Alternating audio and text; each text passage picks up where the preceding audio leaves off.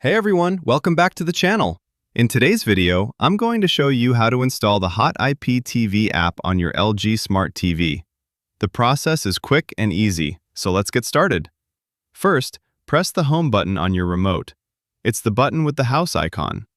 Once you're on the home screen, open the LG Content Store and press OK. Next, go to the search bar at the top of the screen and select it. Using the on-screen keyboard, search for Hot IPTV. Once you see the Hot IPTV app in the search results, select it and press OK.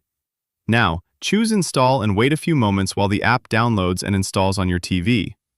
Once the installation is complete, select Open to launch the app. When you open Hot IPTV for the first time, you'll see the MAC address assigned to the application. To activate the app, simply send us your MAC address via WhatsApp. You can contact us using the WhatsApp number shown on the screen, or you can find our WhatsApp contact information in the first comment or in the video description. Send us your MAC address and we'll take care of the activation for you. And that's it! Your Hot IPTV app is now installed and ready to be activated on your LG Smart TV.